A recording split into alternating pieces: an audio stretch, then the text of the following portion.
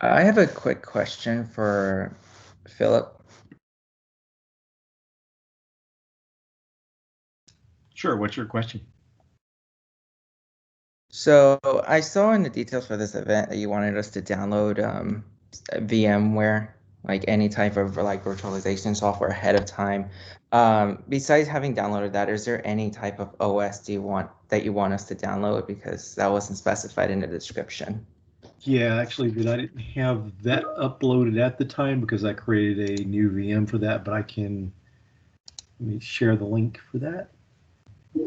That would be great, thank you.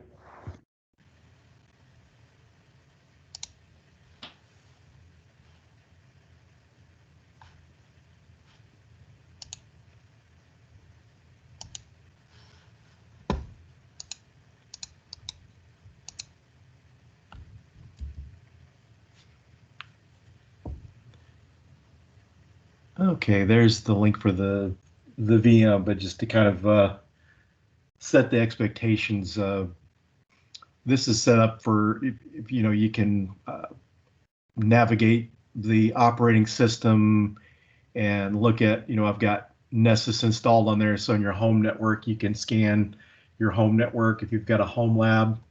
So we really, the workshop will be more of a demonstration on pen testing and how to do certain things. So I'll take you through a lab and show you how to do vulnerability scanning and then manual detection using like Nmap and some other tools.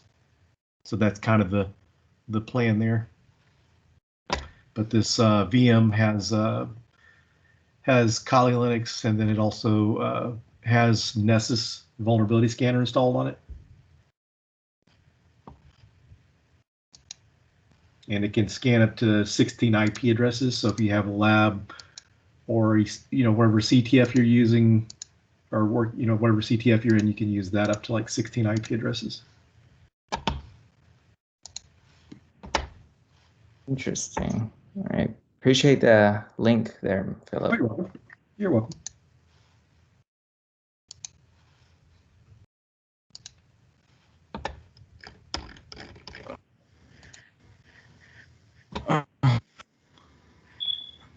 रुक जा link भेज रहा हूँ तेरे को thank you. Mehul, go on mute.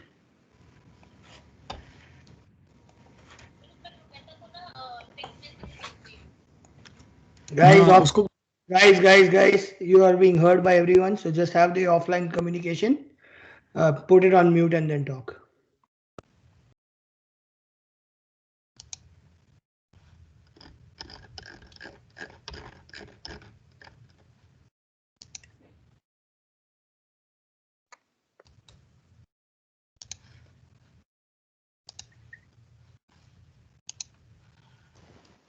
Okay, hi everyone. We can go ahead and get started, and I'll let Hiba kick us off.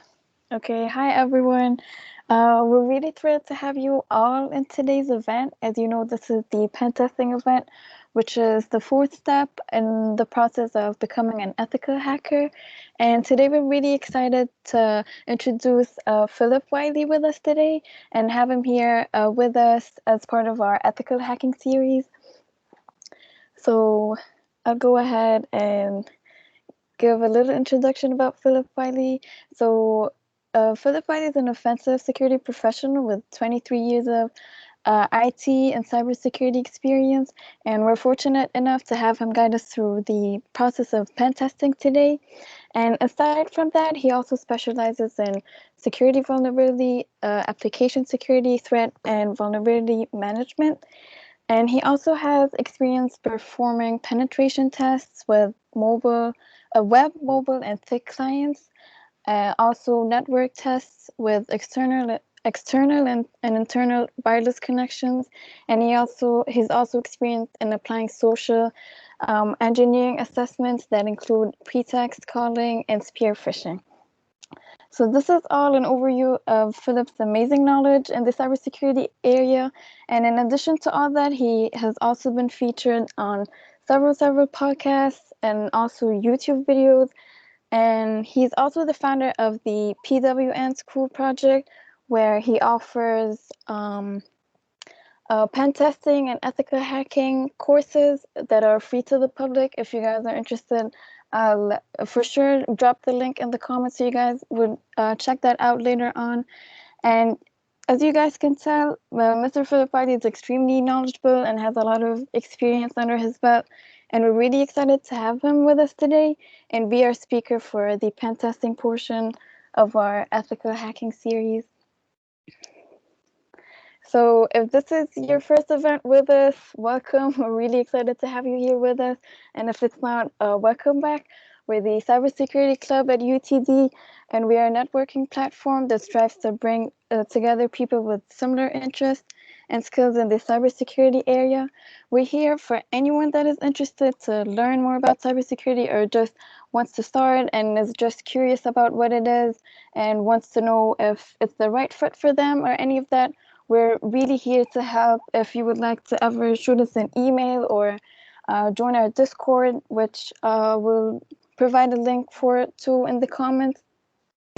And on this side, these are just some of our upcoming events this semester.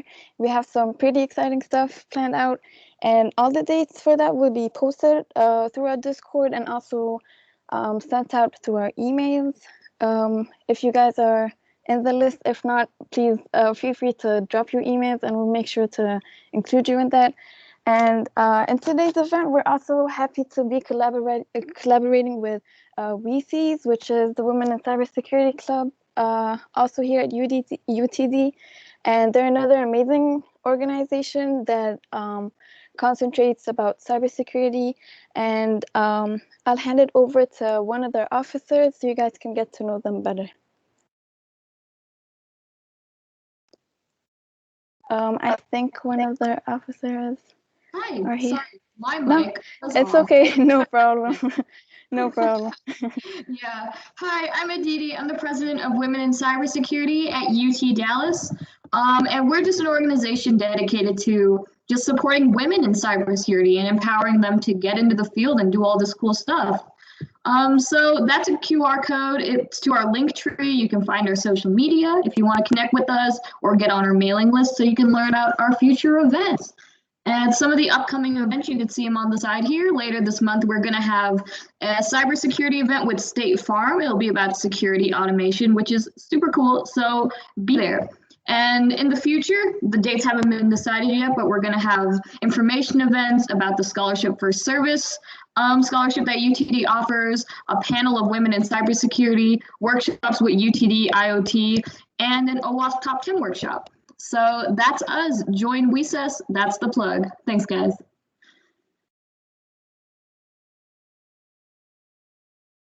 Thank you. So I think we're good to start on today's event, and I'll hand it to Mr. Phillip right now, and we can go ahead and start the pen testing part.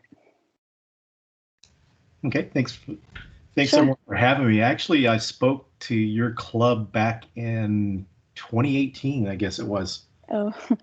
I came up there. Actually, it was interesting because one of a young lady that was auditing my class asked me to come speak to the club, so I came and did a workshop back then.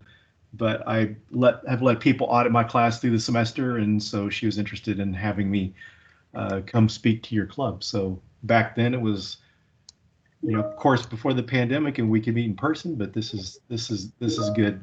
At least. Yeah, for sure. Yeah, that'll be the best we could do for now, and we're really excited to have you here with us tonight.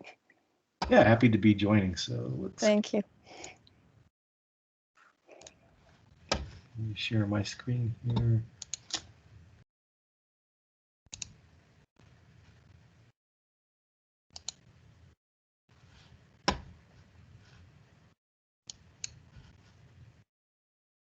Okay.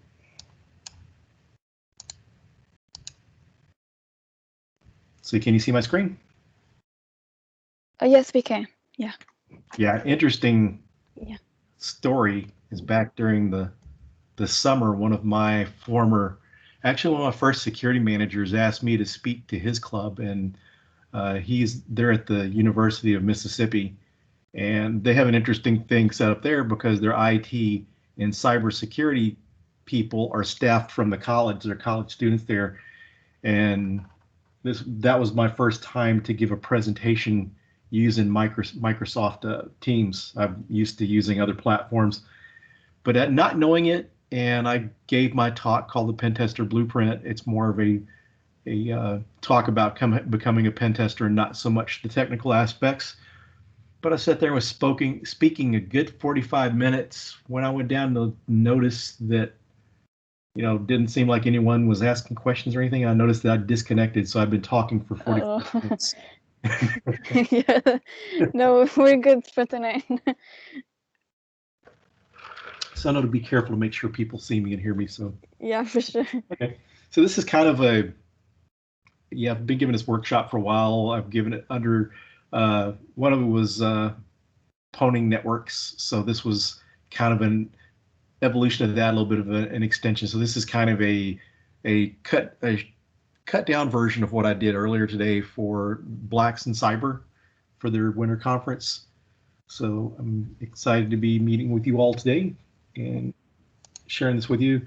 So my background was already mentioned, but I'm also the author of a book called The Pentester Blueprint that tells you about how to become a pen tester. That book actually came out of a conference talk, which was originally my first day of lecture each semester for students taking my class.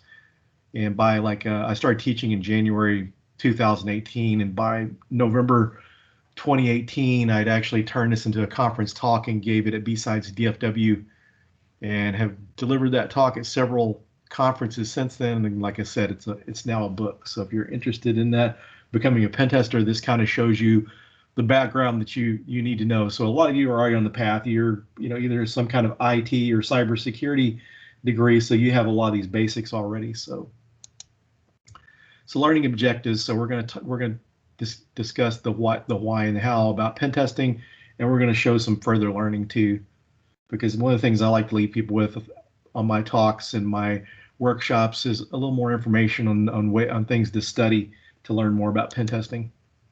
So what is pen testing? Pen testing is assessing security from an adversarial perspective, attempting to exploit vulnerabilities to gain unauthorized access to systems and sensitive data, also known as hacking. So this is kind of the interesting thing about pen testing is you're kind of emulating an adversary, but there's different levels of adversarial emulation, and we'll kind of discuss that a little more as we go along. So why pen testing? The benefits of security posture from an adversarial perspective give a better understanding of the security risk severity. Exploitable vulnerabilities are at a higher risk and a higher priority for remediation as well as budgeting. So exploitable means that they can be hacked into, it could be breached through that exploit. So these are more likely to get remediated because a lot of these vulnerabilities can be expensive sometimes. It could mean all new hardware, software. It could mean another person or a whole staff to maintain a particular technology to protect the environment. So management's all about the money. If there's a risk, they don't want to risk losing money or ruin reputation. So they're very careful. So if it's something that really doesn't cause an impact and it's too expensive, a lot of times these get passed over on. A good example of that was back in my consulting days. We did a pen test for a company, and the interesting thing about consulting, sometimes it helps the people in the company that have been saying for years that this needs to be fixed to actually finally get it fixed. And so while we were doing the pen test, their security officer kept pointing to things that were vulnerable. Check this, because he wanted that in the report for it to finally get justified to fix. Sometimes companies don't take their internal employees seriously, the security staff, and sometimes it's just they don't want to pay the money.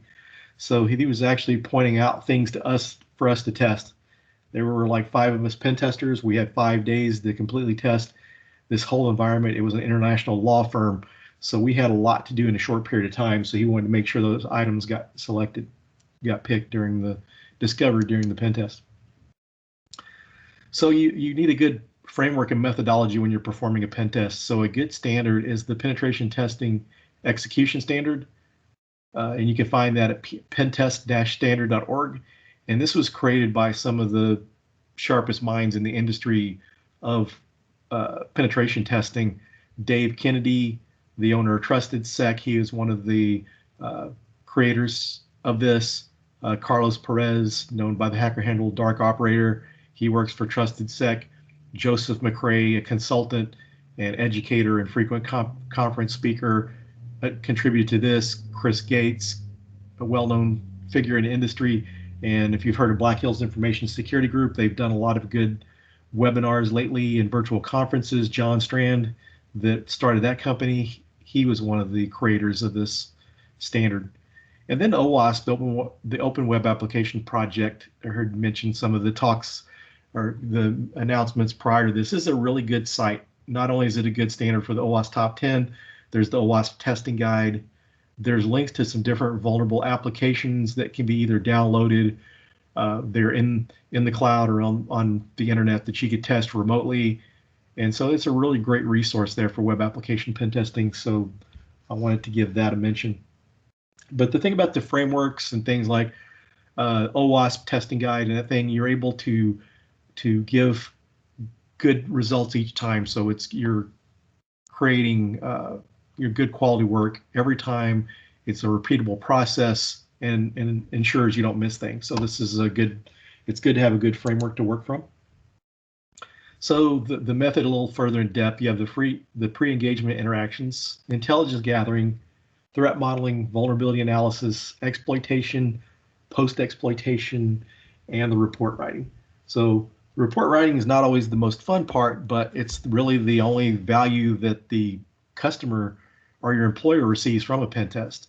And the remediation is an important part. People get caught up too much into the hacking, owning the network when, part of the value is be able to remediate those issues. So as pen testers, we have to remember that sometimes it's too easy to get caught up in the fun of hacking systems. So we got to keep that in mind. So your pre-engagement interactions, this is your scoping calls. This is setting the goals for the pen test. And as a consultant or a pen tester, it's really up to you to help the customer, because the person you're helping with the pen test doesn't always understand that area.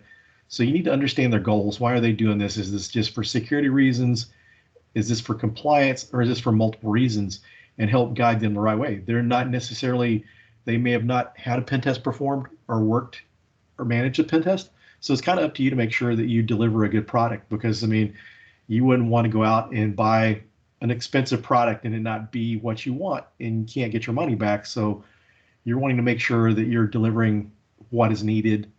And during the pre-engagement interactions, you're also talking about acceptable testing times, because when you're performing a pen test, you want to make sure that you're not taking down systems. A lot of times customers will want these tests done after hours to prevent impacting any kind of production or any kind of, anything that's making money. You won't want to interfere with that. And sometimes you take like a hospital or something, you don't want to interfere with critical systems. The operating room is running during business hours. You really don't want to mess with that. So you need to work around and find the hours that the customer requests. And some cases you have to work after hours. It's one of the things that I never really enjoyed so much about pen testing, because I really wasn't one of those people that really liked to stay up late. So I had a customer, major airlines, that when I would test for them, my testing window was from 6 p.m. to 6 a.m. So that was long, some long nights there. And then some people, you didn't get to start as early as 6 p.m. Sometimes it was later, maybe 12 a.m. or something like that, or later. So getting those testing windows, getting your contacts. So you need your contacts from the support side. So if a server goes down, you notice anything wrong, you're able to reach out to them, give them phone numbers. So if they see unusual activity, they can reach out to you to make sure, hey, is this you? Because sometimes there could be a malicious actor trying to break in to their network, trying to breach it. And so you want to make sure during your pen test that if you find any criticals or high level vulnerabilities, that you report those right away. So you need like a contact list of your incident response team, and then share your IP addresses so they know where this is coming from, so that they'll be able to note that it's not a malicious actor. And sometimes you have your allow list and block list on your network devices.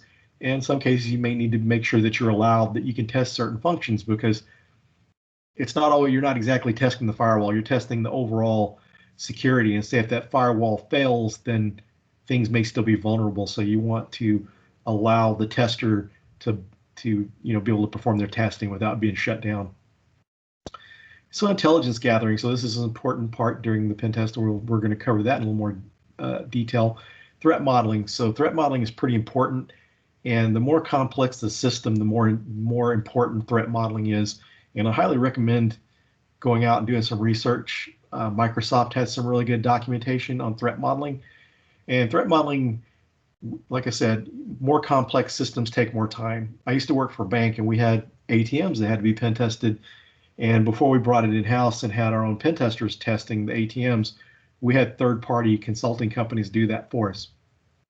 So these are complex systems because this is hardware and software, and these systems contain money, so you want to make sure they're secure because the target of most attackers, you can have hacktivists that they're fighting for some kind of cause, and then you take the normal cyber criminal or just organized crime, they're wanting money. So getting to money is a motivation, and so an ATM machine, that's high motivation and a lot easier for them to get to the money opposed to an application or having to install ransomware.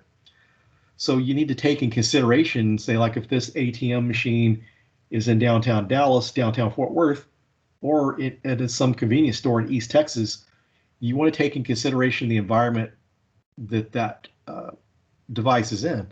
So if you're out in the middle of nowhere in East Texas, then chances for physical attacks are going to be more because there may not be as high a traffic, but the ATM is going to be less visible, monitored less than if they were in a big city, because people are constantly going by.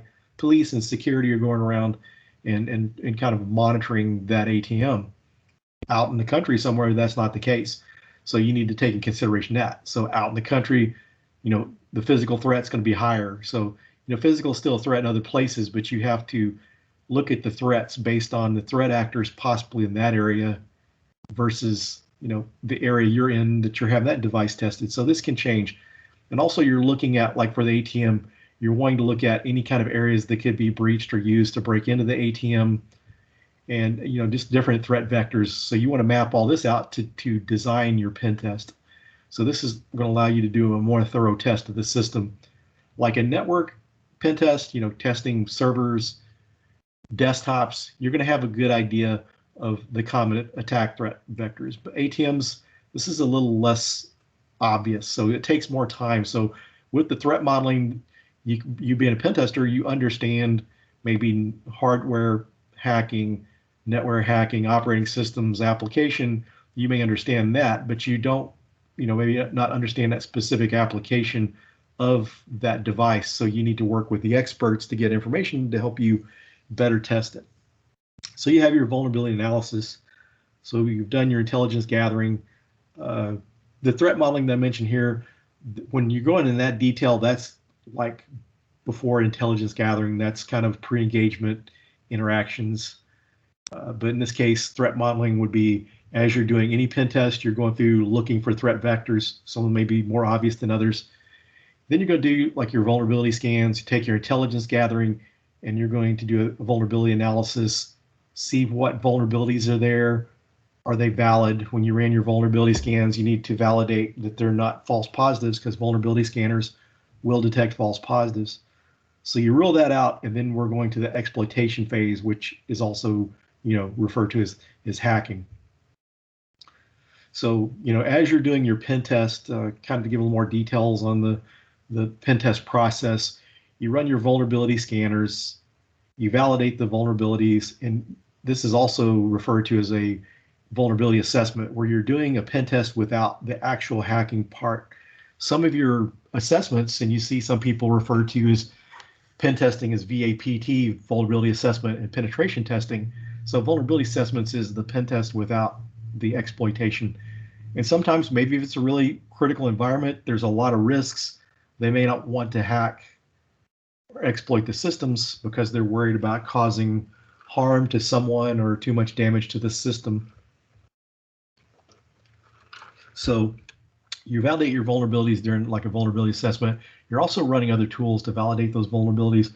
and try to find vulnerabilities that you may not be able to find with the vulnerability scanner you're using. There's some scripts that you can run that will find vulnerabilities sometimes that the vulnerabilities miss.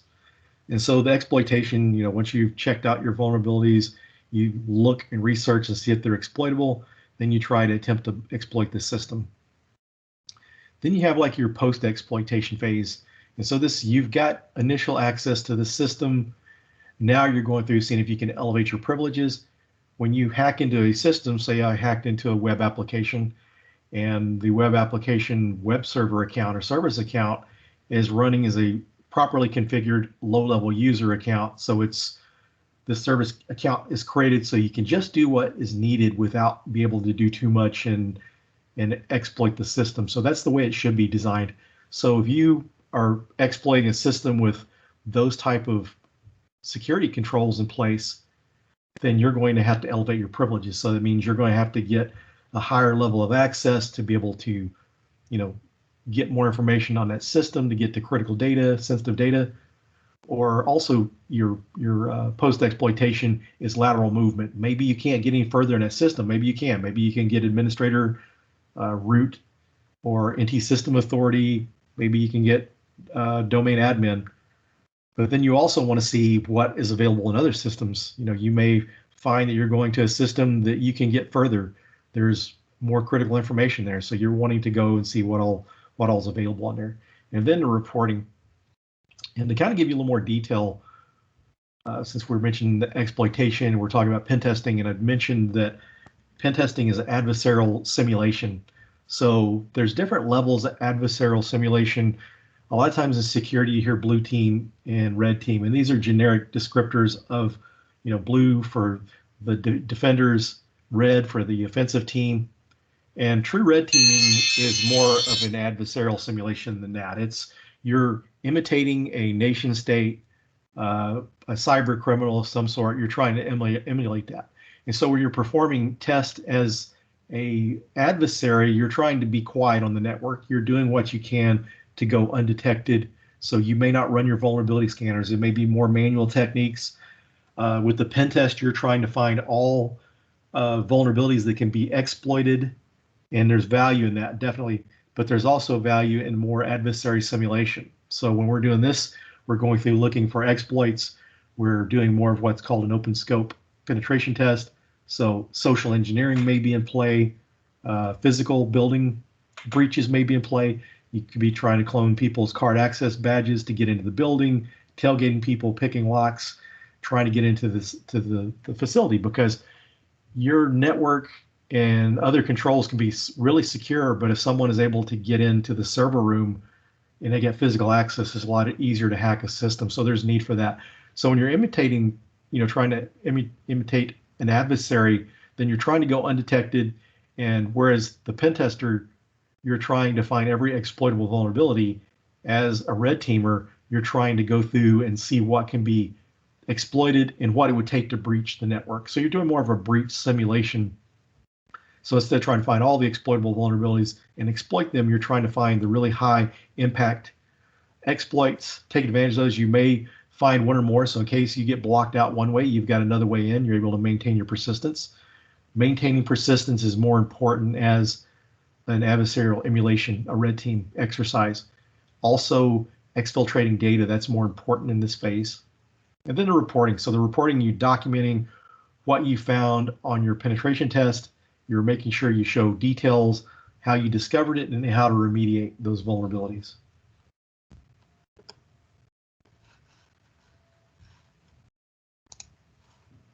So intelligence gathering. So we're going to go in a little more depth here, because this is out of it. This is probably one that needs probably a little more deeper discussion. So intelligence gathering is performing reconnaissance against the target to gather as much information as possible to be utilized when penetrating the target during the vulnerability assessment and exploitation phases. The more information you're able to gather during this phase, the more vectors of an attack you may be able to use in future. And one of the things to add here too, when you're doing a pen test, you go in and there's like, your pen test is going to be determined by the amount of time you have to test and the amount of information you're giving prior to the test. So you hear of blind pen test or a black box pen test. This means no vision into the target, and the opposite of the spectrum is a crystal box pen test or a white box pen test. You're having, clear box indicate you've got a clear vision into what's on that network. So this could be, diagrams on how the network is structured. This could be, if you're doing a pen test, you want to do web application pen test authenticated, and you want to do it unauthenticated, because maybe this authentication controls are really good. It can't be brute force, but what happens if an authorized user has malicious intent? An employee is disgruntled, someone is kind of, goes to work for a company to act as a spy and get intellectual property. So these kind of incidents happen. So there's different ways of testing that. And so a lot of this is going to be dictated by the amount of time you have to test. So the more information you have, the more thoroughly you can test the system. And just like the adversary simulation of the red team in pen testing, there's also needs for more information to more thoroughly test. Some pen testers will say, oh, that's not a true pen test if you have the information, but really the whole goal of this is to more thoroughly test the security of a system. So having like diagrams, having the developers give you a walkthrough of the application, how the logic and business logic work in that application, the better you can test it. And so as you're doing a pen test, you're collecting this information. So whether it's given to you or not, then you're going to have to collect it to perform a test. So open source intelligence, OSINT, is a form of intelligence collection management that involves finding, selecting, acquiring information from publicly available sources and analyze it to produce actionable intelligence. So this is like using your LinkedIn, your social media, different business sites, there's different information that would have information on that target without having to directly go to that customer's website to get information. So open source intelligence takes three forms: passive, semi-passive, and active. So passive OSINT information gathering, passive information gathering is generally only useful if there is a very clear requirement that the information gathering activities never be detected by the target. So this, you're trying to go undetected, and you're trying to show the customer what can be found without directly contacting you directly or your systems. This type of profiling is technically difficult to perform, as we are never sending any traffic to the target organization, neither from one of our hosts or anonymous hosts or services across the internet. This means we can only use and gather archived or stored information, as such information can be out of date or incorrect, as we are limited to results gathered from the third party. So this, as we're mentioning here, this could be dated and may not be helpful information. And so active OSINT. So this when you're doing more in your pen test. So this is your active information gathering, should be detected by the target and suspicious or malicious behavior. So it depends on how the type of test you're doing. You may be trying to go undetected, and so you're using different phases to different types of techniques to prevent being detected. So during this stage, we actively map network infrastructure, doing like a full port in-map scan. So we're scanning from port 1 all the way up to 65,535. That way we make sure any open port is detected, that we're able to find information. So we're collect this information, so we'll have this, and this will end up being part of our vulnerability analysis and part of our threat modeling. So, the lesser extreme threat modeling as we was talking, and then also part of the vulnerability assessment will be used in that phase. We're actively searching for unpublished directories, files, and servers. Most of these activities fall under your typical reconnaissance or scanning activities for your standard pen test. So vulnerability analysis. So in vulnerability analysis, some high-level things that you're looking for is your open TCP/IP ports. You're looking for services, applications, OS enumeration, and then vulnerability detection. And so through these ports and services, it gives you an idea of what applications could be running on that system. And we're going to do, some walkthroughs here pretty soon on how to perform a pen test, so you get to see how that's important. So as you collect information, doing your vulnerability scans, you're painting a more clear picture of what the environment's like. So, if you have like someone that works for the company doing a pen test and they have a really intimate knowledge of that environment, it can speed things up for them. So that's sometimes why it's good to have internal pen test teams, because you're able to find things that you're aware of that maybe some other pen tester may miss during their testing. So vulnerability analysis tools. So for the network, you got your port and service scanners like Nmap, Masscan, and the Metasploit framework. The Metasploit framework is a exploit framework, but it also has some auxiliary modules that you can use for scanning and detecting different services and testing for different types of vulnerabilities. And then Nmap, the Nmap tool has some add-ons, some scripts called the Nmap scripting engine scripts. So the vuln script detects vulnerabilities. Other scripts can be used for enumeration. So if you find SMB vulnerabilities, there's different scripts that can do enumeration on SMB. SNMP is different, your different protocols, HTTP, FTP, and then your vulnerability scanner. So Nessus, Nexpose, and OpenVAS. Nessus and Nexpose are going to be two of your more popular ones. Some of your enterprise environments have Qualys, but a lot of your consulting companies, specifically to pen testers, are using Nessus. So every consulting company I've worked for, which was 2 full-time, and then I've worked for 2 companies doing side projects for them, and they use Nessus. So it's pretty popular. It's been around longer than most of the other vulnerability scanners. And OpenVAS was forked from Nessus because at one time Nessus it was free. It was open source at one point, but then they went to closed source. But during that time, someone had got the source code and forked it to OpenVAS. And so you can actually use OpenVAS to, test your vulnerabilities, to get a second opinion. And these two tools are different because they've evolved over the years. And so these are very important tools. And we mentioned the vulnerability scanners, but I'm going to show you how you can do both the manual and automated methods. Your vulnerability scanners are going to be more easily detectable. So if you're trying to go undetected, these are kind of not something you really want to use. Nmap and some of the different scanners like that sometimes can be caught, and there's things you can do to try to prevent detection, and even some of them can throw up red flags. And so your web application vulnerability tools, so you have your dynamic application security testing tools or web application scanners, vulnerability scanners. You have AppScan, WebInspect, Acuinetics, NetSparker, and Arachne. Arachne is a free open source vulnerability scanner. And through my career, the first vulnerability scanner, web application vulnerability scanner I used was AppScan.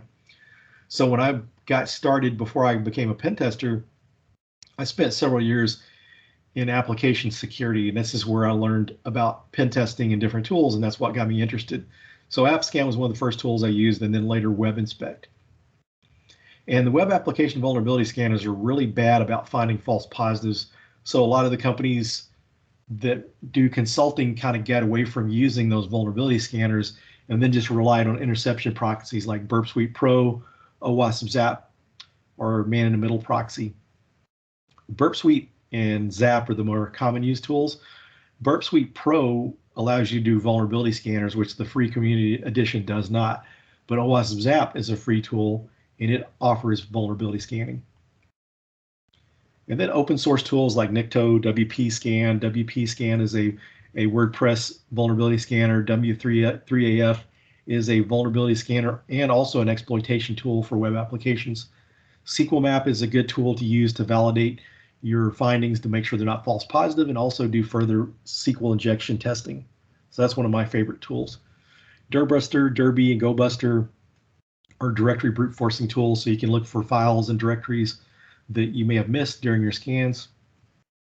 And one of my favorite all-time hacks is I was working for a company, and during that time, that year at the company, I was doing nothing but web application, mobile application pen test, and some thick client pen test, meaning like executables. And one of the pen tests I was performing, I found a SQL injection vulnerability with Burp Suite. There's a nice plugin called CO2 that kind of that whenever you're doing your scans with Burp Suite, if you find these vulnerabilities, you can right-click it and send it to SQL Map. And so SQL Map will run extra tests to see if it's actually vulnerable to SQL injection, and you can even do things like get command line access. The server that I was testing, the application was running on, was a Microsoft server, a Windows server, and it also had Microsoft SQL running on it, SQL database. And so the database was running XP command shell, which is used by administrators to administer the databases from the command line, which sometimes can be useful and can be used safely as long as you disable it when it's not being used and make sure that it's not allowed out through the internet. So from the internet, I was able to take that SQL injection vulnerability and get command line access to that system. Through that exploit, I was able to dump the password hashes and crack it with John the Ripper. And John the Ripper is not the quickest or best password cracker or hash cracker, but I was able to crack it like in 30 seconds or less. And the password was password and the number 1, all lowercase. And so this was like the system account, the service account running in the system. And if I remember correctly, I think it might have been running as NT System Authority. So this was a web application pen test alone. And so you need to stick with the scope. So if this would have been an open scope pen test, or this would have included network and application, then I could have gone past that server. But interesting enough, the company filed a risk acceptance against that, saying it was a development server and it wasn't a risk, which I was able to get from the internet internally.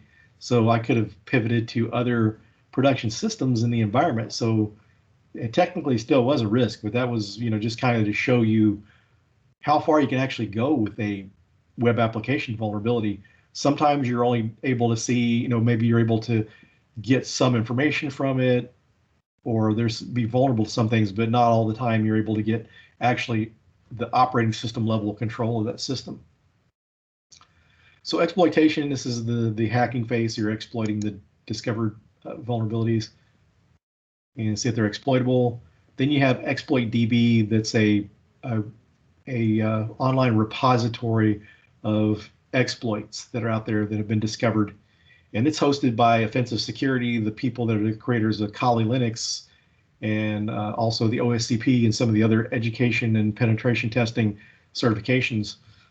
And then there's Searchploit. Searchploit is a command line tool that uses a local repository that's hosted on your system of Exploit DB. So sometimes you're performing pen test and the companies are configuring things right. They're not letting you get to Exploit DB.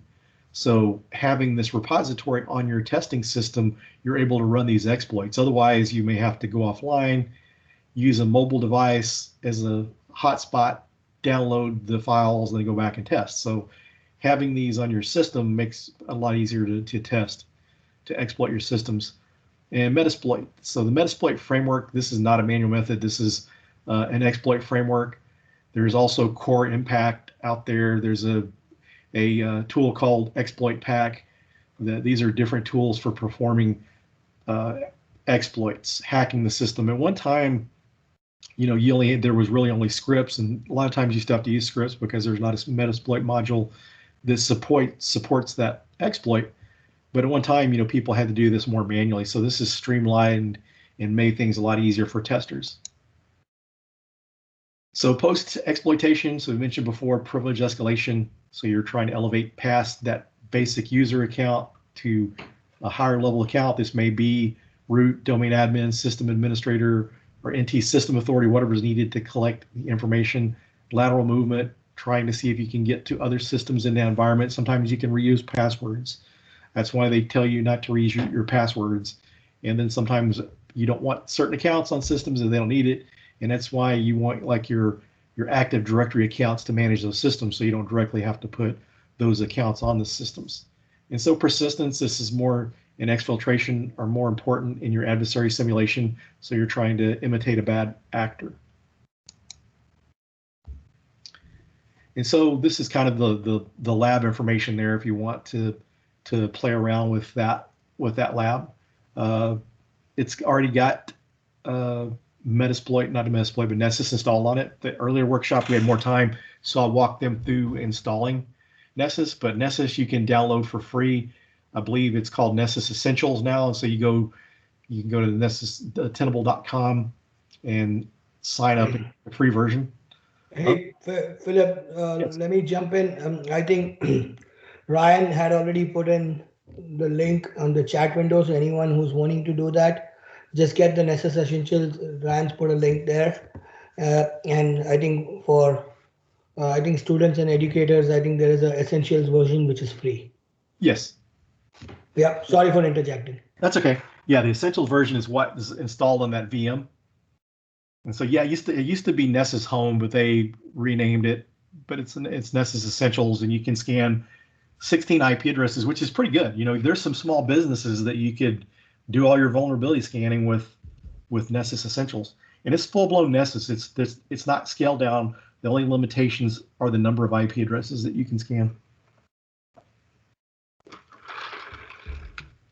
So if you want, you can go through there. Here shortly, I'm going to do a demonstration. So this is already installed. So this is for the longer workshops. But now we're going to kind of get into some of the walkthroughs here. I'm going to bring up my lab and show you this. Hey, Philip, quick question. Yes. So the vulnerability tools, there are a lot available in the market right now, right? So is there a criteria, which one should we choose, and how do we know which one should we use for our system? Yeah, so one of the things you want to be careful when you're getting different tools, especially the open source tools, because you know some of these can come from people with malicious intent.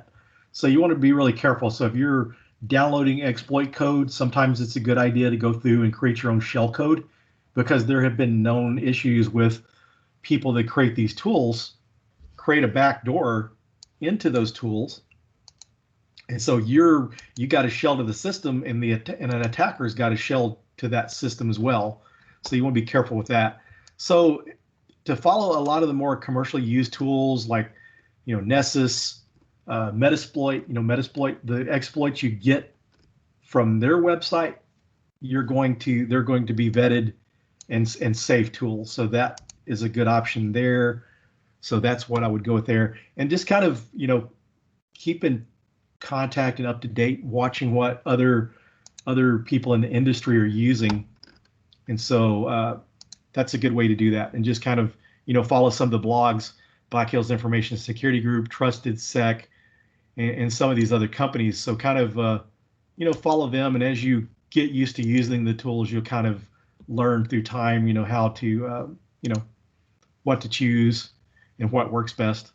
And as far as like your operating systems to use, Kali Linux is good, but I've really become a big fan of Parrot OS. Let's see, make sure I get this up.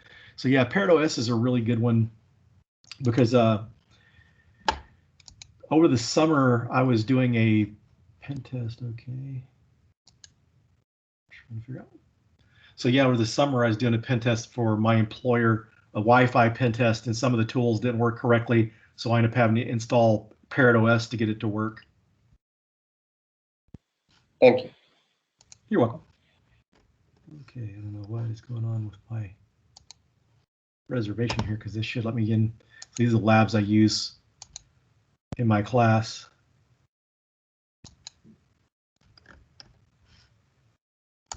Cancel reservation. So this is based off of, there's a book. Can you see my screen? I may not be sharing that. I can see the slides right now, but okay, not the book if you're sharing it right now.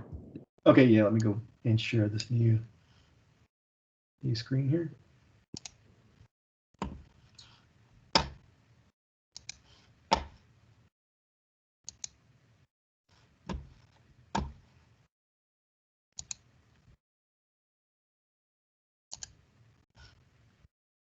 Okay. So yeah, this is the labs that we use in our class. So we'll go ahead and set this up. So this is what we'll do our demos in. But this is based on a book by Georgia Weidman called Penetration Testing, a Hands-On Guide to Hacking. So this is what the book I used my first semester and what we use to build our labs for the class. Some of the stuff is kind of older and outdated, and some people kind of complain that, hacking Windows XP is not good practice, but learning how to hack an operating system is going to be helpful. And you can still possibly run into Windows XP. Back in 2019, I was doing a pen test for a Fortune 500 chemical company, and they had Windows XP running in their environment. So this is the book that these labs are based off of. We added the Metasploitable Vulnerable VM. So this is what the cover of the book looks like. And so the thing I really like about this book is it takes you and shows you how to set up your own labs. So you can set up your own labs, and this is what we used for the class. Since then, we've kind of moved our content over to the Pentest Plus curriculum. And so the firewall rules are not set correctly here, so we're going to have to change our firewall rules to allow, because when the labs got set up, these revert back to the original configuration each time it's rebooted. And so we have to go in here and seems like something's still trying to load. Okay, there it is. So to get our exploits to work correctly. Okay. Okay.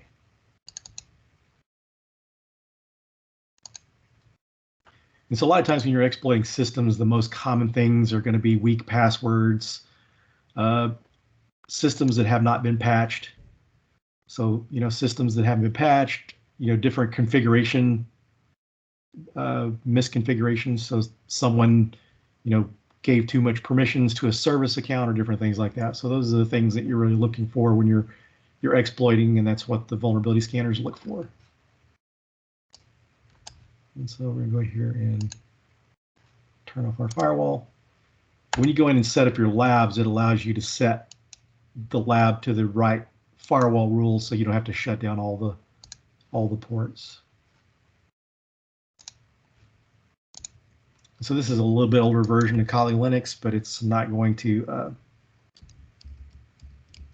the Nessus version is not going to be too far off from what we're using on that VM.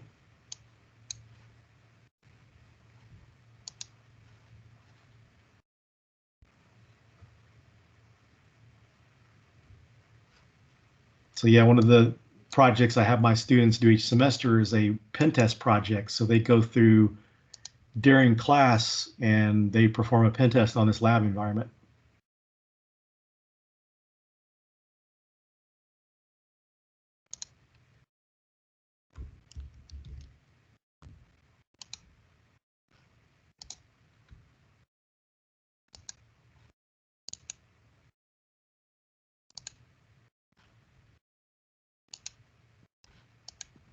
Okay, let's see. First of all, we're going to run Nessus, and I'm going to show you what the automated way of doing this looks like, and then we're going to go in and do more of the manual method. And if you ever decide to go through like the OSCP, you're not allowed to run vulnerability scanners, so you're dependent on manual methods. And the good thing about getting used to the manual methods is there may be things you can't find with your vulnerability scanner.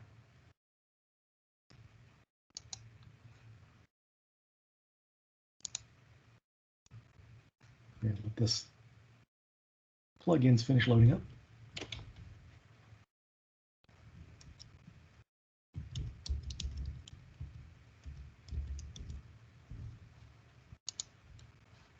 Some other great resources for labs are like your Try Hack Me and Hack the Box are really good resources. So we can see we've got different scan templates on here we can use. And one of the nice things about Nessus is they come out with like the WannaCry ransomware. So we could do, if we wanted to test those systems against that, we could actually run this against that and find which we're going to run a vulnerability scan, and we're going to find the vulnerability that affects that MS1710. So you can run these individually, but usually the basic network scan works well. Sorry, Philip. I think someone is asking if you can zoom in a little bit, or like it's hard to see. Yeah. Okay. Thank you. Oh, you're welcome.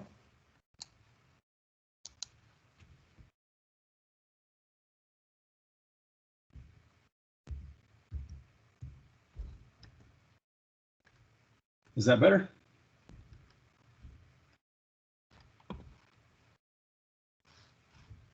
Okay, so we're going to just name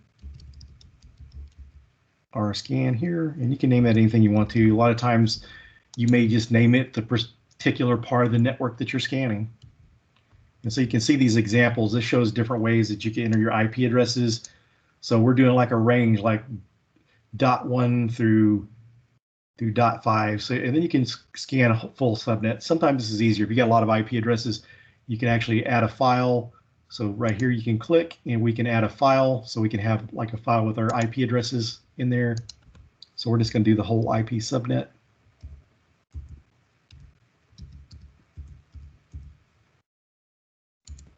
Which is a 24-bit subnet mask.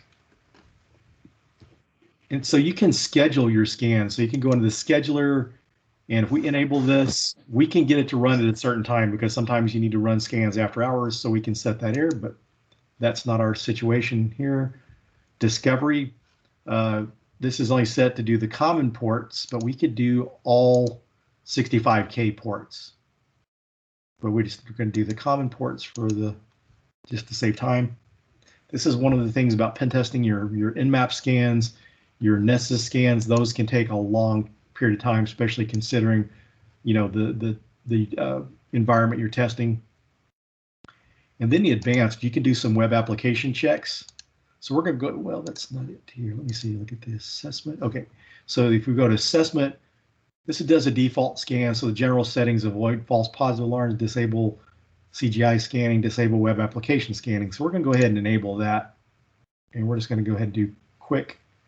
All right, we'll do for well-known vulnerabilities. A little bit faster, but it will. There are some things that you may find with this that you wouldn't find without running that. And when I was working for a bank, a lot of the other people weren't running the web checks, and I would run those. And a lot of times I was finding things that the others weren't finding.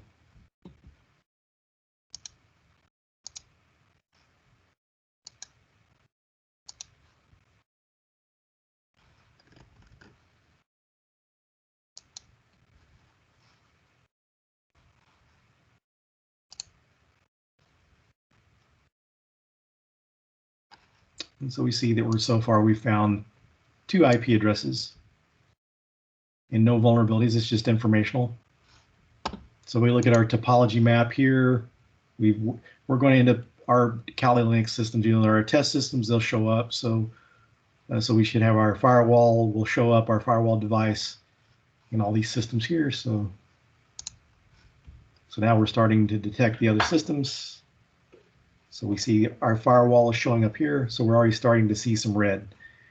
And so if you look at our legend over here, the red is critical, then high is the red is critical, high is orange, which we don't have the highs yet, but we will. And then the mediums are yellow, and the blue is informational, green is low. So the informational is the kind of stuff that you can think, the way to think of it is you're running an Nmap scan, you're going to find information that may not be exploitable, but it's information that can help you, profile that system and give you information, during your reconnaissance to hack into it. So you're able to find out like whether it's running Windows or Linux and that sort of thing. So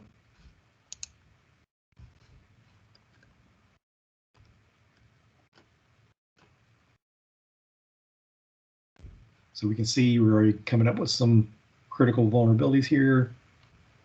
And you can see they're running Windows, some Windows SMB vulnerabilities.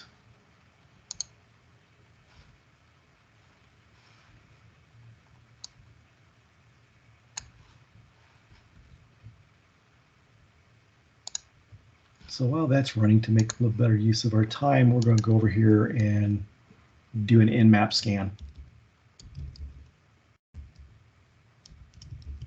And so with this -pn, it doesn't probe the system. Sometimes when you're running Nmap scans and you don't have this configuration set, sometimes it won't complete the scans, and Nmap will come back and tell you to try again with the -pn. So I just pretty much use that every time I run a scan.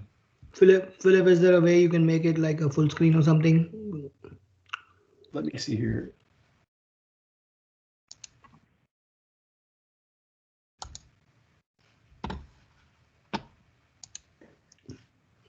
Much better. Good, sorry about that.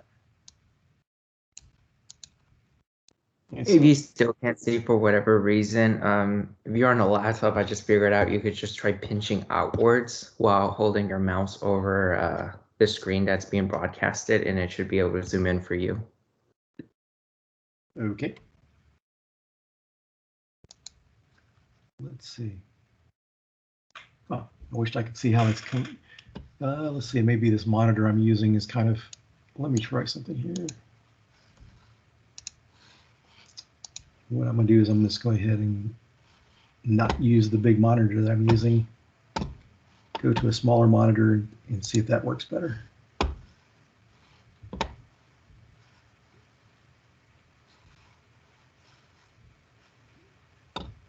Okay, so let's go ahead.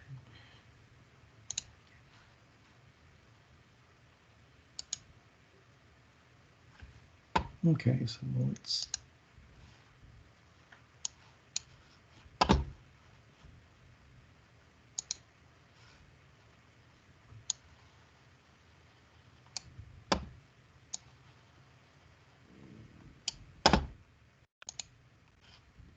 So how's that? Is that any better?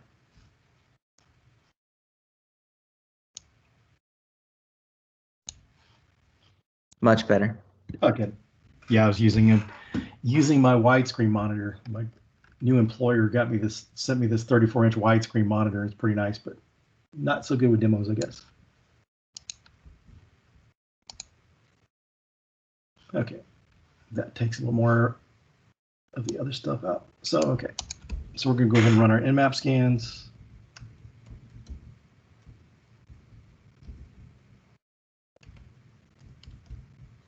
With the not probe feature, so we're going to go ahead and show you what input this gives you.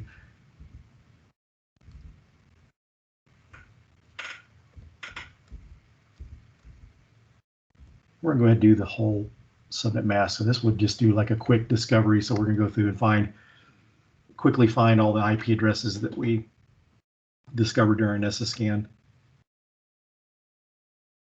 And this simple scan like that's not really going to give you a lot of output. It's going to give you the IP addresses and the ports and services, but not detailed information. So we can see here on the system that it's running FTP, and so it's not really going into detail telling you what versions of the service that's running. So you can kind of see that. So we're going to focus in more and do a more detailed scan of one of these Windows systems.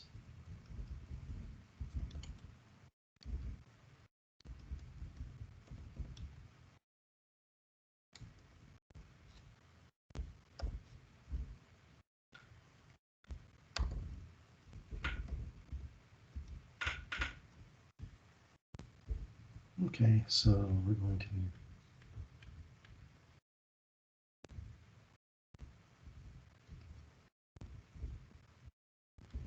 to do a service scan. We're going to run the default script. So this is going to give us more information on our target.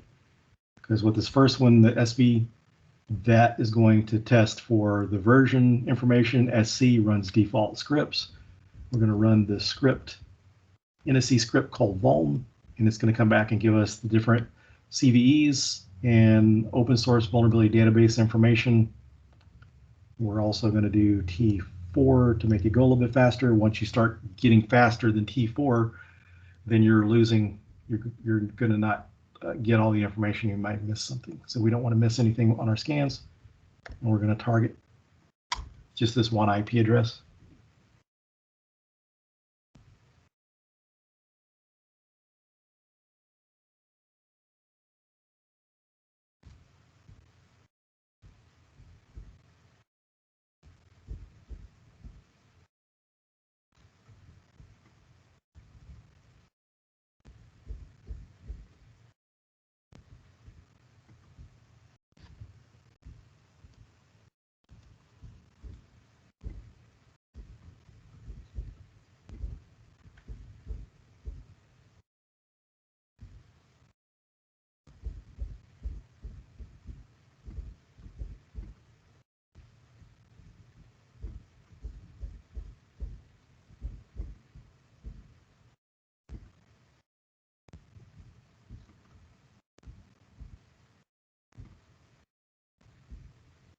So we're going to go back to our vulnerability scan while that's running and see what we got. So it's still appears to be running. Since we're running the web checks, it's taking a little more time. So we're seeing some web application or web server related vulnerabilities showing up there on that host.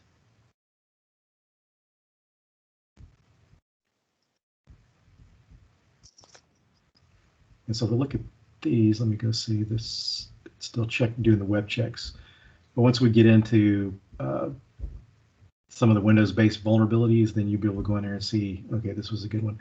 So this one, the MS 1710, this was like based on the NSA tools, the Eternal Blue and Eternal Romance, some of the other NSA tools that got leaked several years ago. And it uses this exploit.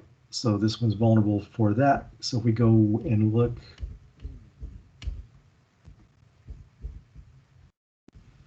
over here, it shows the severity ID, the severity risk, and different information on there.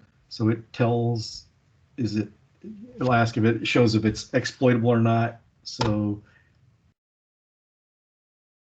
it says exploit available, true, exploitees, exploits are available, and then it shows the different tools. So Canvas is another, I didn't mention that earlier, of exploit frameworks. I mentioned Core Impact, but Canvas is another one.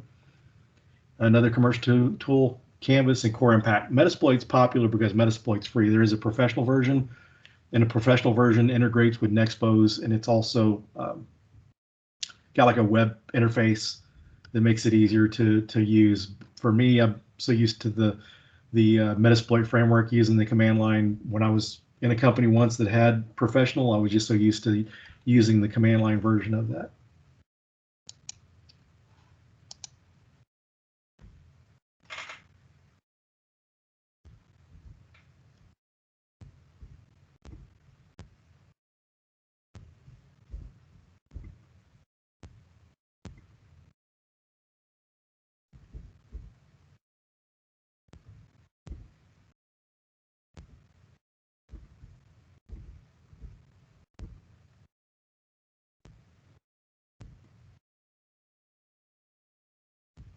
So we still have this running here.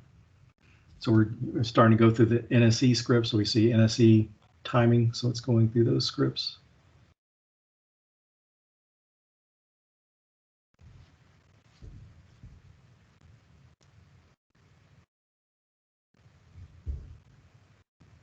And you can actually export the output to a file so you have record of it. So you're doing your pen test.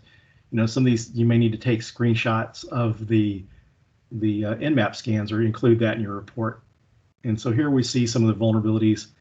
And if you notice, we should see more details on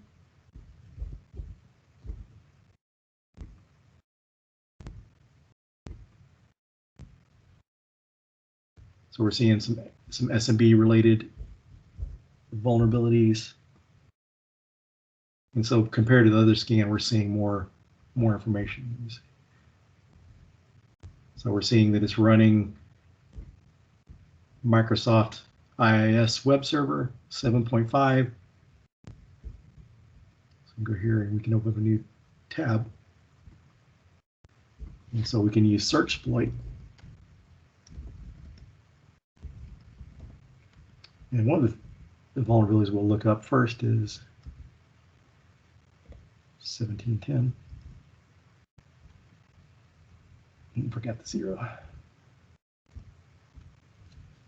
And so we can see some exploits here that we could use against that target. So both of those systems are vulnerable to this vulnerability, and we can use this exploit against it.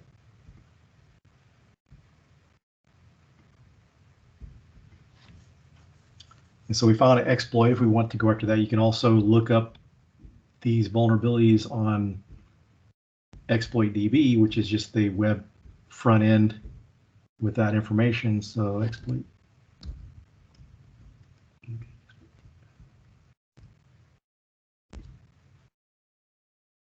And so we can search on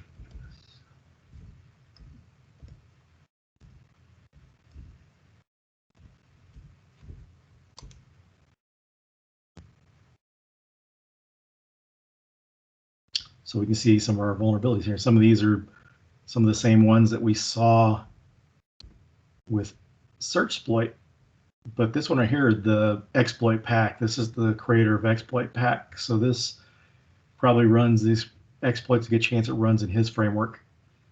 But you see these Metasploit, so we see there's a Metasploit module for these. And then you see these, so okay, the type of exploit remote, so you're able to run it, you don't have to be on that system. Some exploits require you to be on that system, so if you're doing a privilege escalation, you got your initial foothold into that system, then you can run, you know, an exploit to gain elevated privileges. So these are remote. And see, this is DOS. This is denial of service. So you don't want to run these against the systems, because what that's going to do is either render the machine useless or reboot it. So we don't want to do that. You know, you may want to note in your pen test report that this particular version of the operating system or the lack of patch makes the system vulnerable to denial of service, but you're not going to actually test that.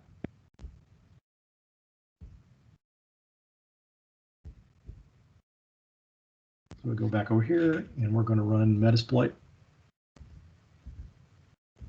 And so what I'm doing here is, before you run Metasploit the first time, you need to load the database and get that up and running and configured. So this is going, see it's starting our database.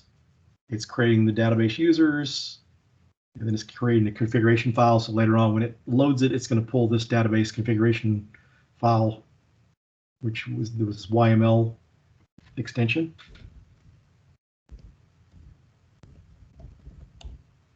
So we're going to start Metasploit.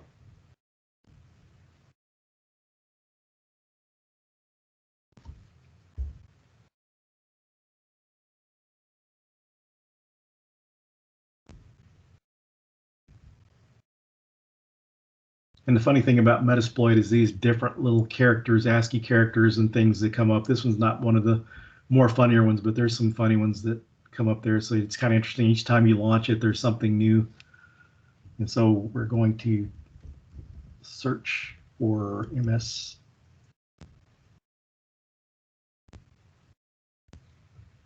17-0.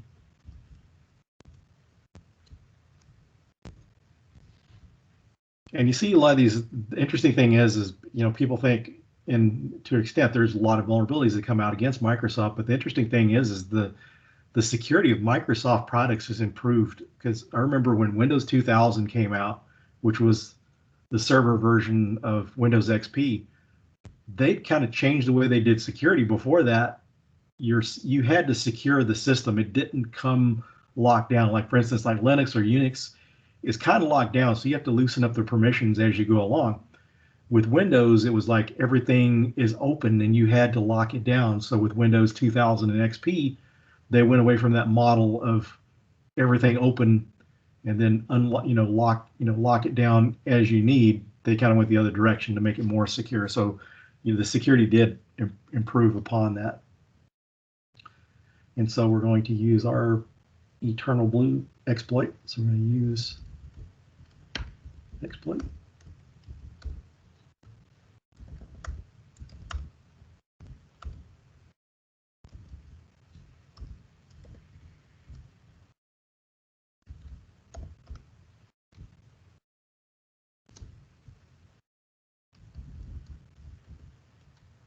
Bring that cursor up so we can see a little easier. So you want to show options.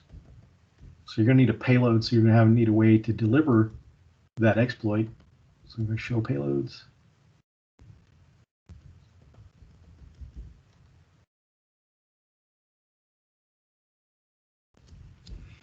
And so your interpreter sessions are going to be your best options. If you ever have a interpreter session, so we can see interpreter, this is going to give you a more powerful shell to that system. You're going to be able to dump password hashes. You're going to be able to elevate your privileges and that sort of thing. So that's the payload we're going to use. So we're going to set payload.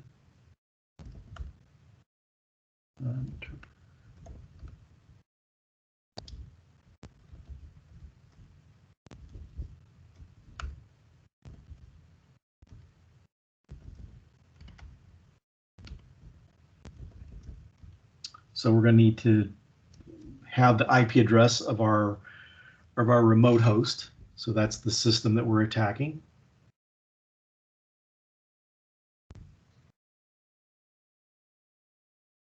Go here and check. Okay, we want to make sure that we attack the Windows 7 machine. So we need to set our host.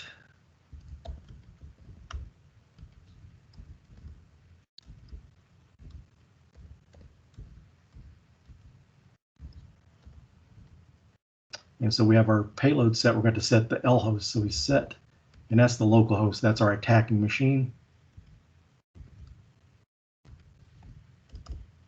And so if you hit a double tab, it will populate that for you. So we're ready to go. So you can run, on some modules, you can run check, and it will tell you if it's vulnerable, but this one doesn't. So we're just going to have to run the exploit command. And so you see we're starting our connection handler, starting to send the connection is established. So it's trying to exploit the system. So we see that, we're starting to exploit the system. So we see it's Windows 7 Professional Service Pack 1. So our exploit was successful. So we actually have access to that system now. So we're on that system. Although you see the cursor,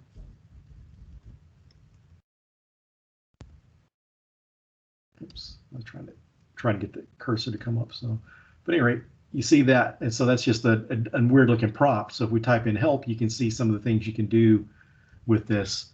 So you can get system. So what we want to do is we need to know what user we're logged in as. So we do get UID. So we're NT system authority. So we don't really need to elevate our privileges. We already have high level privileges to that system. But if we didn't, say if we were like Bob or Sue or whatever, and we're low level user, we could type in get system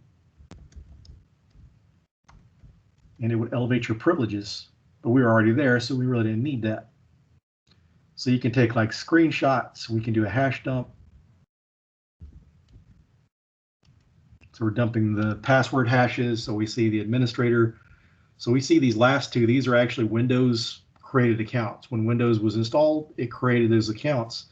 The one up above is not, it's a user created account. So whoever created the server created this admin account.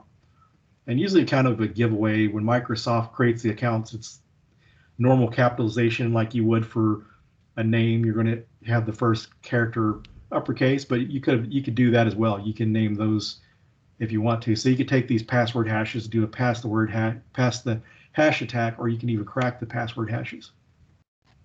So we're on a system. So why don't we go ahead and see what it looks like Windows-wise. So now it looks like we've got a Windows prompt.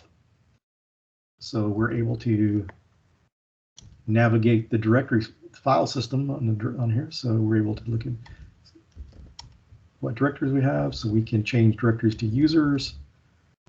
So since we've got NT system authority, we can navigate anywhere on here. So in this directory, we can go in and change to the admin directory. And so we go to documents. So maybe you're checking to see if the administrator has some documents with like the usernames and passwords of different accounts. So it's a really useful thing to do as a pen tester, just searching through data, looking for different accounts. And so we can see some different information. There's no, valuable data that we're seeing there, but there could be. And so so we want to exit out of this and we can go back to our interpreter session. We're still connected and we can go back into the shell whenever we want to.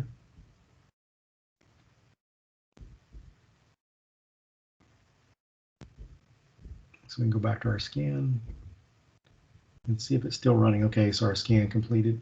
Adding those web checks really takes a while. And so we can see some of these systems, 75 and 15. 107 has some pretty serious vulnerabilities too, but these two, 75 and 15, are Windows devices. And so we can look at this one here, and this is using like Drupal, which is a content management system, kind of a competitor to, well, a similar concept to WordPress. I wouldn't say a competitor because you don't see as much Drupal out there, and it's running a an FTP vulnerability here, pro FTP. And so we can come over here. There's probably some vulnerabilities to see if there's an exploit here. So it's exploitable. So yeah, there's an exploit through Metasploit that can be used to exploit that.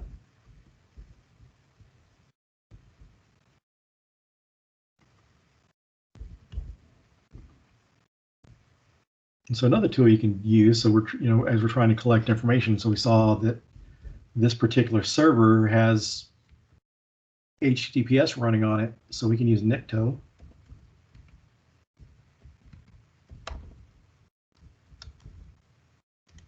And see if we can find any web application vulnerabilities on it. So we're seeing stuff related to the header, so it doesn't have some of the cross-site scripting protection and different header security in place, but not really seeing a lot serious here. Now, on your HTTP methods, if you had like the put or delete method, you can actually upload files or delete files from the server. So it doesn't have that. So that's a good thing.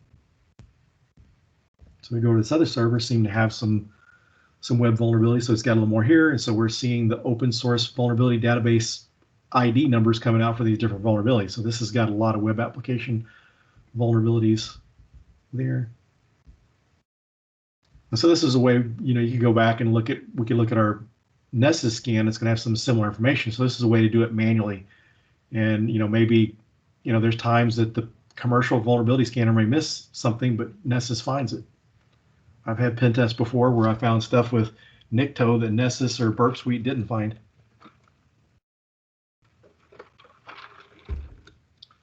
So there's just one little tool that you can also use.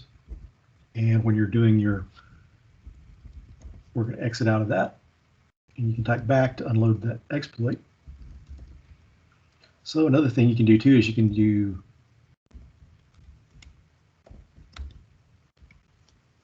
so we can run nmap scan within Nessus, within Metasploit, it'll put the information in here so we can.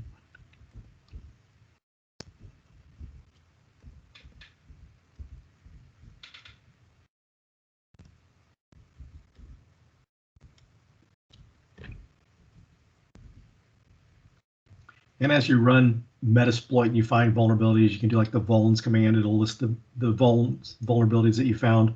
So that's a good way of kind of managing your pen test.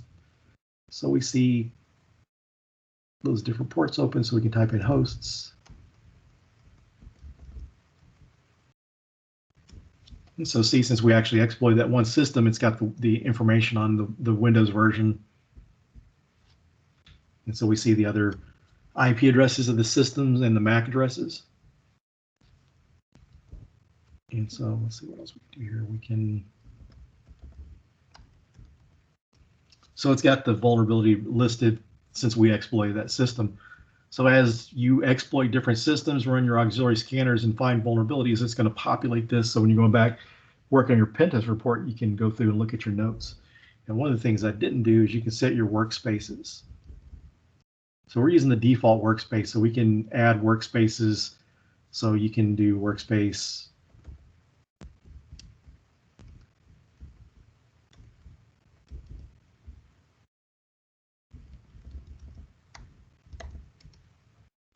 And so we type workspace, whenever you create it, it automatically switches you to that workspace.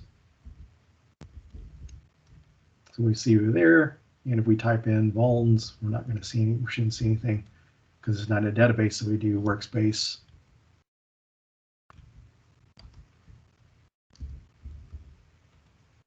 And then we type in vulns, we'll see the information in the database. So the database connection it's making, you can go through and manage your project. So if you're on a big pen test, you can have this separated by different sections or subnets of the network and label it different things. So you can kind of keep it separate so that we can go through as you're pen testing, maybe you're testing a PCI environment and this one section is the card data environment. And so you may want to keep that separate from the other environments that you're testing because maybe not the whole pen test may not be in scope for PCI, but portions of it are. So it's a way to manage your pen test. So there we kind of showed you how that you could do the manual scanning with Nmap to find some of the same vulnerabilities that we're finding with Nessus as well as using Nikto.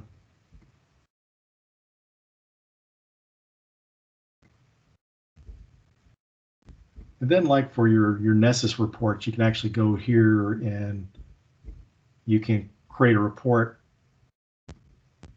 So you can actually go through export the report. Of course, as a pen tester, you want to take the information, put it in your own report, and so you can export as.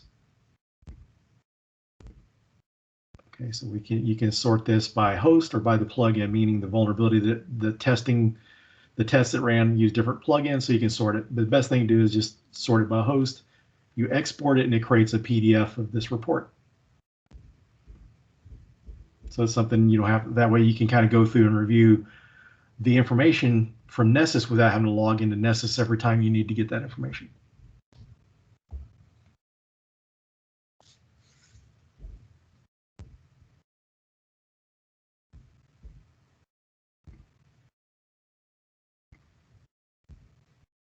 Okay, so that concludes my demonstration. Anyone have any questions?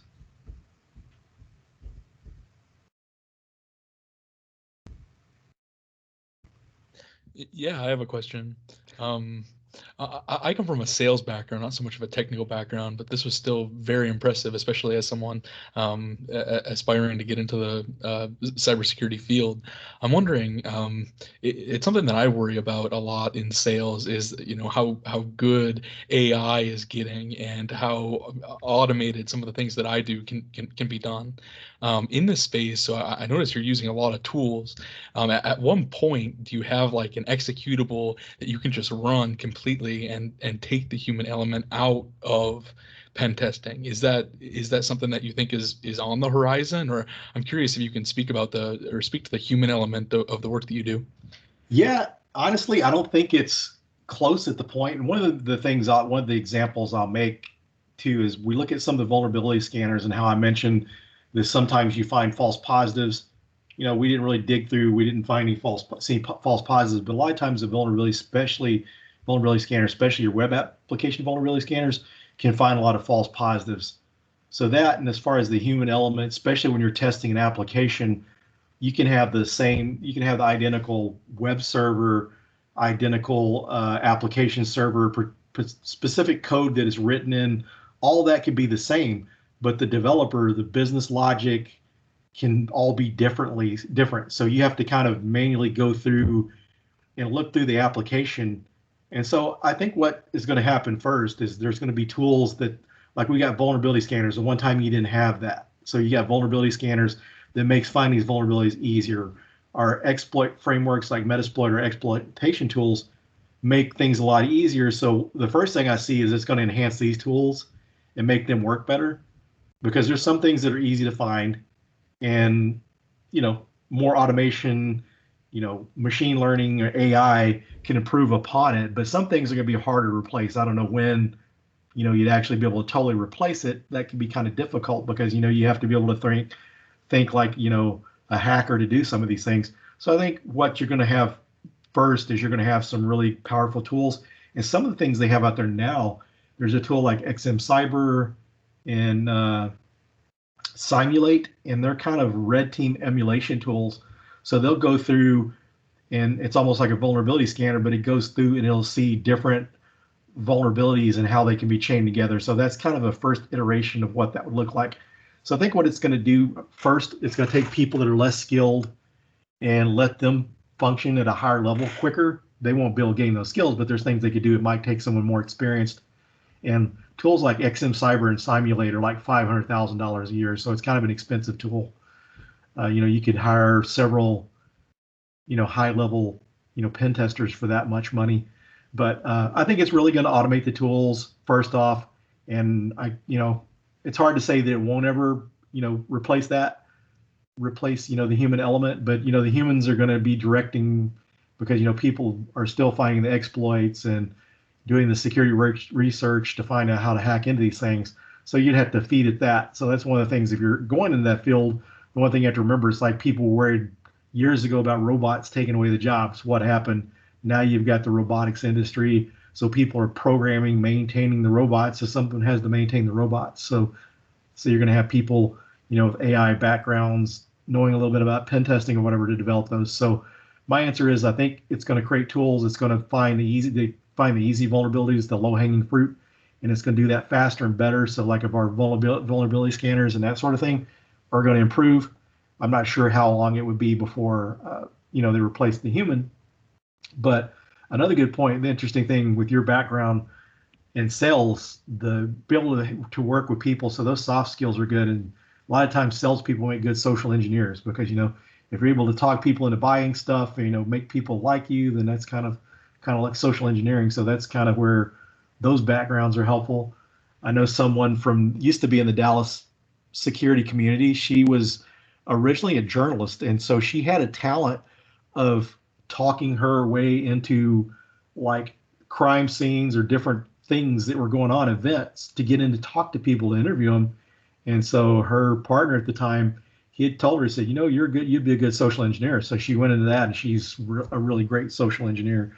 So those people skills, people don't really think about sometimes, but so those skills that you have could help you. And also just dealing with people as a consultant or as a security professional, because some security professionals are, they don't have good people skills and they offend the people they're helping. So it's not always good. So you've got some things there that in your favor that can be helpful when you get into your security career. They'll pay me to be a social engineer.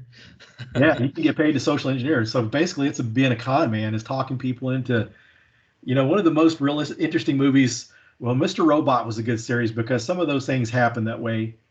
And then the movie that came out several years ago called Black Hat with one of the guy that plays Thor, he played the hacker that was helping them out. So some of the things they did there, like he was late for an interview. Here's this USB drive. Can you print my resume?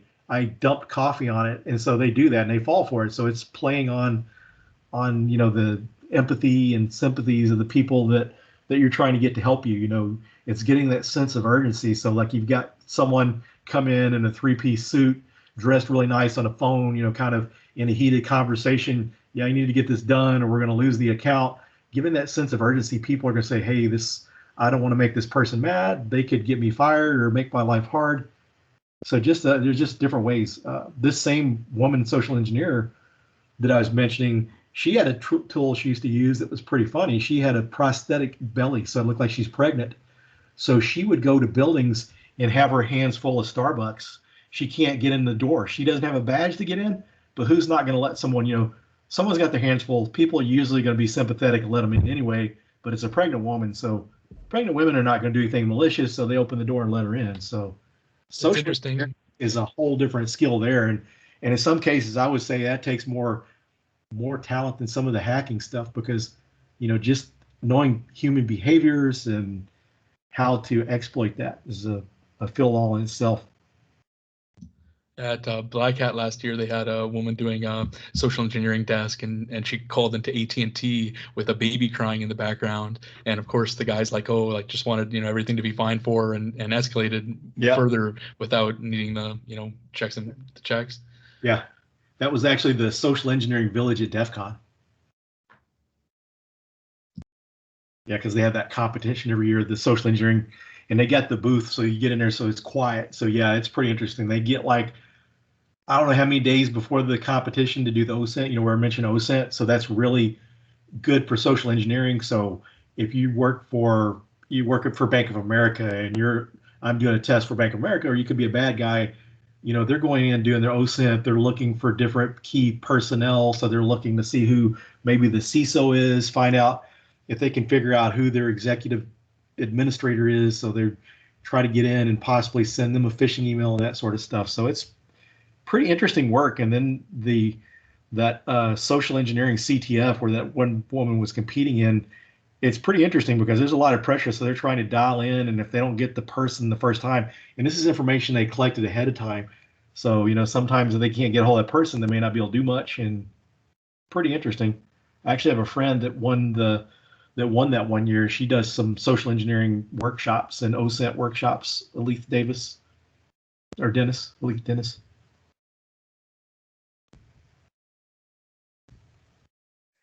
Cool. Well, I got another question for you, if you don't mind. Sure. Okay, so when you were in the shell on that Windows 7 server, and say if you come across something in a directory that you wanted to export, where would you dump that? Right there in the command in the terminal, or how does that come out? Yeah, for that, if you wanted to, you know, one of the things that a lot of times you may want to get a better shell, so you may want to RDP into the system, so that way you can get like console access, so you could actually copy that to a shared drive somewhere, or you know, you could even copy it to like Dropbox or Google Drive or something like that. And so that's some of the things you may try to test too. So if I'm on that server, I found a bunch of credit card information, but you want to be careful with that, trying to test exfiltration on that. So what you may do is you may create some dummy files that look like credit card data and see if it'll go out through the firewall and that sort of thing. Okay. So that's part of like your data exfiltration, the post exploitation. So that's a good point. So the things you do from there, you know, so like lateral movement, see if you can move somewhere else. And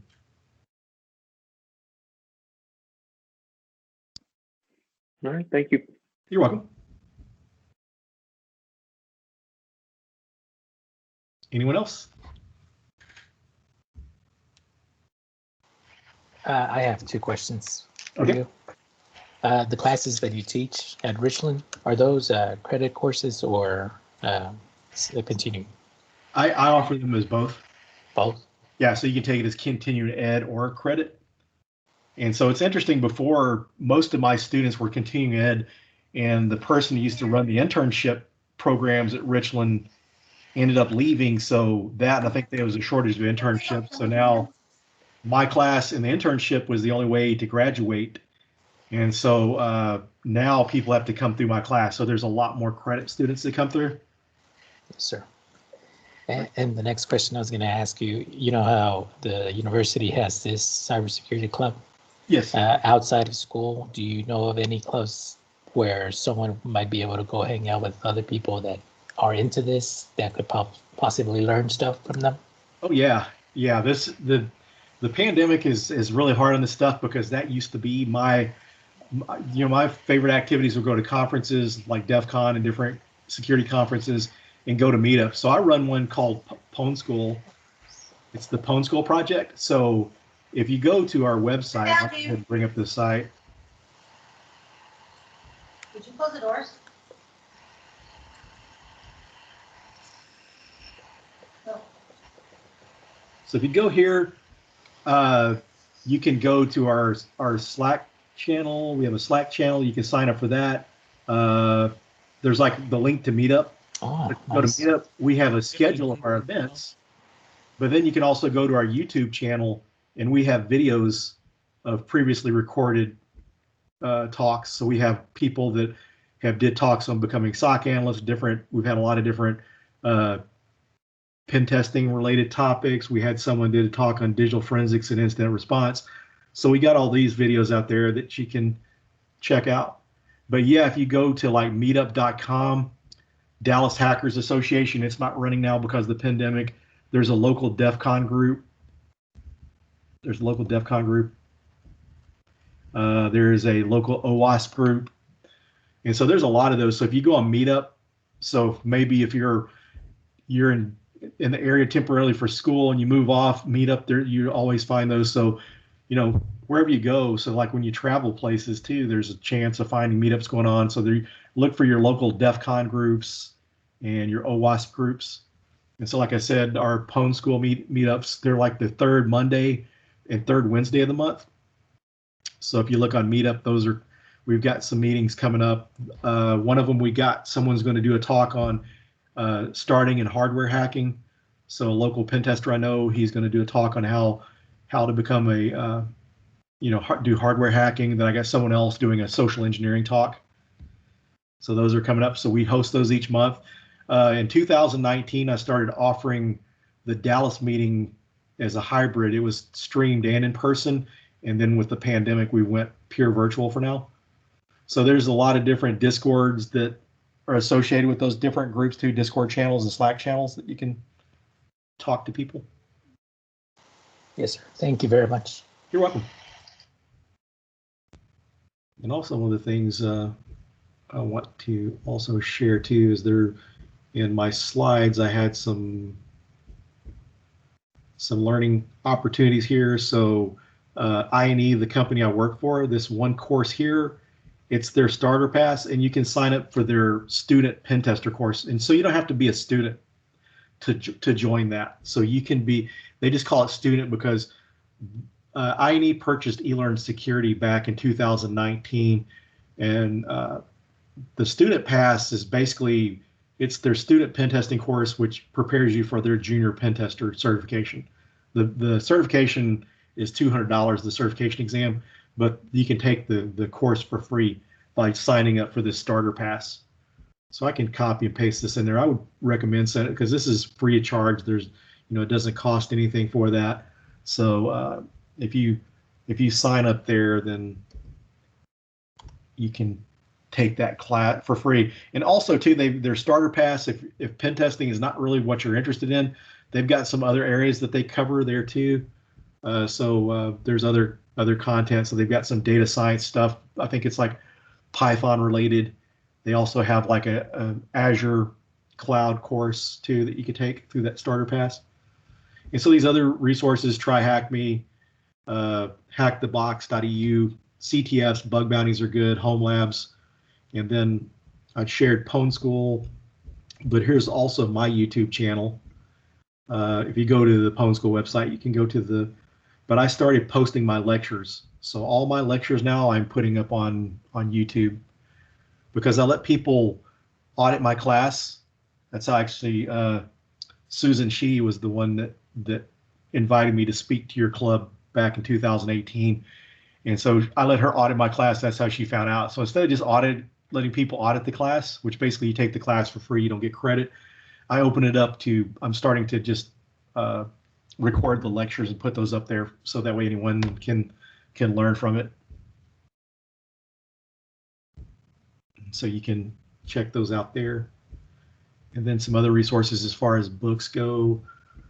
These are some really good books on learning pen testing. So this book we covered, pen testing. So that would be the book I would start with. The second book would be the Hackers Playbook 2 and 3. And then for web app pen testing, the Web Application Hackers Handbook. And then the Red Team Field Manual and Operator Handbook are books that are just, they show you how to do different command line techniques for different hacking tools, Nmap. The yellow cover book, the Operator Handbook, is a better choice. It's newer of those two manuals, but it also shows stuff related to Docker and different cloud-based technologies. So that's a really good book too there for a good reference. And then there's my contact information. I also have a podcast called The Uncommon Journey on ITSP Magazine, and we interview people on how they got into cybersecurity, because a lot of people start out in different roles, totally different than cybersecurity. And so there's that contact information. So, we can still, I'll still take more questions, but just know that you can reach me through any of those methods there. If you have any questions after that, or feel free to reach out to me on LinkedIn. Kind of an interesting story. I like to, one of the things I really tell people, my students and anyone I mentor, is get involved in your local meetup groups, do your networking, because I had like 4 consecutive jobs where I got hired because I knew people that worked at the company that referred me. And the last job, my last 2 jobs, people have worked there to give me references that worked at the company. So one of the companies I went to work for, I knew the CEO. I met him at a conference before. Getting the job at Richland was actually a reference from my wife. She was taking the digital forensics program there, and her instructor let them know that they were going to start offering an ethical hacking class, and she told them about me. So that's how I got in over at Richland. So networking is a big deal. I did a talk for Mississippi State University over the summer, and I was mentioning how I went for 45 minutes, not realizing that I disconnected from Teams. But one of the students there connected with me on LinkedIn. He had just graduated from school and he wanted to get into web app pen testing. And so I happened to put him in contact with someone I knew that worked at a company that did consulting for web app pen testing. And it's been about 4 weeks ago now that he got hired on as a web app pen tester with that company. So I'm happy to mentor. If I can help you find a job or give you connections, I'm happy to do that. So feel free to connect with me. So does anyone else have any questions? I guess I'm not sharing my screen, am I? I quit sharing it. So there's my contact information there, so you have it. And these were the books that I was referring to. I had a quick question, if that's okay. Sure. I just wanted to ask. Oh, I just wanted to ask if there are any certifications that you personally recommend. Yes. Yeah, as far as certifications go, your CEH and Pentest Plus are DoD listed certs. So there's like a list of certs, and they map to different jobs in government. And so these jobs, if companies are doing business with the government or working for a government agency, they like to have these certifications. So those are good for that reason. But if you're wanting to be a pen tester, the OSCP, the SANS certifications are really good. The eLearn security certifications are starting to become more popular. I'm actually starting to see consulting companies look for those certifications, but the ones that really probably have the most impact and help the most is like the OSCP certification from Offensive Security. But certifications when you're getting started out are very important.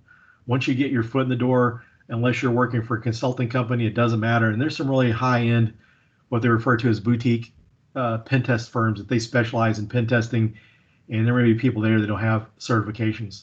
They're just basically going off their skills. But sometimes to get your foot in the door, you need the certifications. That's where certification and degrees really help. You know, some of the big four consulting firms, you know, recently did away with the requirement to have a 4-year degree to go to work there. But one of the things I'm sharing with students and people I talk to is once that security shortage goes away or slows down, that there's starting to be more people readily available, then they're going to reinforce having those degrees. So that you all are working on degrees, that's good to have, because one of these days people are going to need it. A lot of times when you're moving into management, they like to see degrees. I've seen companies before that if you didn't have a degree, you might be able to be a supervisor, but you're not going to be a manager, and you would never ever become a CISO or something like that. But it's all going to depend on the company and who's interviewing you. If you get really good at what you're doing, you know, doing bug bounties and CTFs, and you get the interview and you can explain how to do that, you can get your foot in the door without the certifications. But when you're starting out, the certifications are pretty important. In general, overall, your Security Plus is going to be good, you know, because a lot of different areas for entry-level security jobs, the Security Plus is a good one to have. Okay, thank you. Oh, also, do you know, like, some companies, don't they kind of, like, they'll hire you, I guess, but then they'll kind of support you, like, to get your certificate while you're hired? Yeah, a lot of companies, when you get hired on as a full-time employee, that's like several companies I've worked for, and not even just, you know, certifications. When I worked for Kimberly Clark, they sent me to a SANS course, the SANS Institute. It was a $7,200 course, plus they had to pay for my airfare, hotel, and food for the week I was there. And so that was pretty expensive. That ends up running, you know, pretty close to $10,000. And then I went to Virginia for another course that was this Spectre Ops Red Team course, and that was like $4,000. So companies will pay for certifications, and some companies do tuition reimbursement too, you know. So if you want to get further degrees, some companies, if you're not finished with your degree yet, companies have tuition reimbursement. But yeah, some companies will pay for certifications and training. Most companies will pay for it. Some companies won't pay for the SANS training because $7,000 just for the course alone is a lot of money. But most companies have some kind of training budgets that they pay for training. Just the amounts and what they offer per company is kind of different.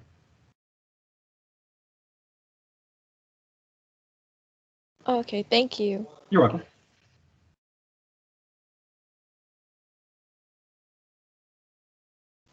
Someone in the chat is asking, like, do we need, like, to get your foot in the door for cybersecurity or getting a job in cybersecurity, do you need experience in cybersecurity, or, like, will general IT experience be good enough, I guess, sufficient? Yeah, you can, and I actually got the screen up so I can see the messages now. in the chat. Yeah, you can, if you have IT experience, it's going to be easier to get into cybersecurity, or you can get in without IT experience. One of the things too, the advantage is if your college offers internships, internships are one of the best ways to get hired, to get a job. Because I've worked with several interns and most of them have got hired. My wife recently went through Richland for their digital forensics program, and she did 2 different internships. And the second internship she did, is a paid internship, and she actually got hired and she still works there. So internships are a really good way to get your foot in the door and get hired. And she did have some IT experience, but she didn't have security. So she does digital forensics. And so she was able to get a job, through an internship. So yeah, experience helps. And then sometimes, you may want to be a pen tester, but you may have to start out in a different area. So IT experience is going to help you in security, because if you understand the technology, it's going to make you a better technician on installing security products. So if you have a sysadmin background, you're going to be able to install some of this security software, and that sort of thing. Or if you work desktop support. So these different functions are going to help. So like if you worked in a NOC, a network operations center, then that may prepare you for a security operations center, which is more moving on to the security side of things.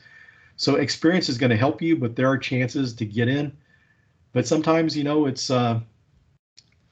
it depends on the company. Some people will give you chances and some don't. But the thing is, you just have to keep trying. So it looks like Christian has a question. He's got his hand raised. I do. So adding on to the question that was just asked about the experience in IT. So right now I'm doing network engineering outside of school through Cisco. How hard do you say would it be for someone who's studying network engineering to do the transition over to cybersecurity, whether it be for a full-on 180-degree flip into a different career, or just for more enhanced knowledge, given that they have background in network engineering in terms of like OSI model, TCP/IP, and more advanced topics? That's an excellent background, because you could be in network security, or what they refer to nowadays as operations security. So people that are managing the firewalls. That is very important to understand routing and understand routers and switches and networking. So yeah, that would be a perfect area. In some areas of IT, it may be a little more difficult to get into security, but that's a really good one there, because whenever I got my start, I was doing firewall administration. I came from a sysadmin background. I understood networking, had my CCNA, but I really wasn't that great at networking. I had a good knowledge, but someone with a good knowledge, you would be able to, pivot into the security side of things. And then also too, if you get any chance to get trained on their firewalls, that would be a big help there too. Thank you. Another question that I now just got, you just mentioned you had your CCNA. I'm right now also going for my CCNA. There's more of like advice. So like in network engineering, what do you think are the concepts that someone that is in the field should master so that they have a, how do I exactly word it? Let me rephrase that.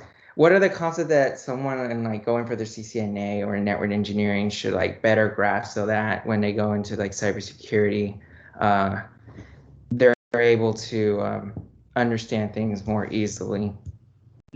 So yeah, I'd say that knowing the networking is going to help you. I would understand operating systems, because no matter what area of security, a lot of areas of security, people are using Linux, because some of these tools run on Linux, because Linux has lower overhead, can run on, less hardware. So understanding that, and, some of the different networking stuff uses Linux. So, and one of the things I would recommend too, so if anyone's going through the CCNA, I had my CCNA back in like 2000, so it's long been expired, and the exam has gotten more difficult. But one of the things when you're doing any of these, when you're taking any classes or doing any certifications, make sure you learn the topic. Don't just learn it well enough to pass the exam, because what's going to happen, I have a friend that's a pen tester, and when he was in school, he took assembly programming language. And when he had graduated, he ended up getting a job years later. He started as a reverse engineer, and now he's a pen tester. He needed to be able to write exploits, so he had to learn assembly. So when he was in college, you really didn't have to have the hands-on experience with it. You were had to be able to pass the exams. So he didn't learn it. So then he had to go back and learn it all over again. So yeah, while you're doing that, make sure you're learning the topics and understand that well. If you're majoring in security, those things that are relevant to that field, make sure you're studying those things. So like if you have to take an art appreciation class, you don't have to remember that stuff because it's not going to help you in the field. Your soft skills like writing, communications, that stuff you need. So make sure anything you're going through that you're going to use later on to understand it, because cases are, like if you're going through some Cisco training for a CCNA and you just get through and pass the test, a year or two later you need to use those skills and you just kind of went through it fast and didn't retain it, then you're going to have to go back and learn it over again. Got it. Thank you. You're welcome. And one of the things too is if you're in a company, see if you can, one of the best ways to get into security is to move over from IT or some other department. Because whenever I got into security, I was working as a sysadmin at a company. They knew I was interested in moving into security, and when a security position came open, they let me move over there. So that's one of the best ways. Because most companies, and you take a company like Cisco, they would rather promote people and keep them in the company than lose them. So most companies that are doing things the right way are going to have opportunities for you to move into.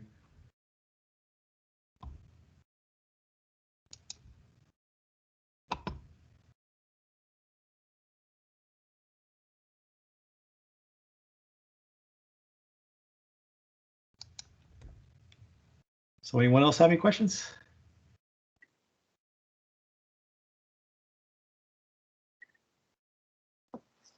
I think if we're done with all the questions, we'll end the event here. We can't thank you enough, Philip, for attending and being a part of our event. This was really, really helpful, and everyone just gained so much information from it.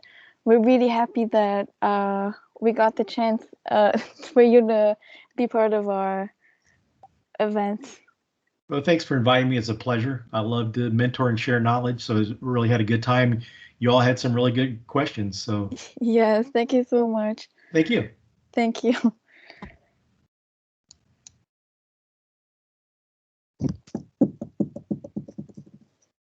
Hello. Still here?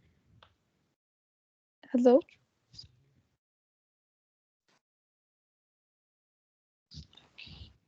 How nice. Hi. Hello. Question. That's okay. Oh, I think he left. Oh. No, it's fine. It's no worries.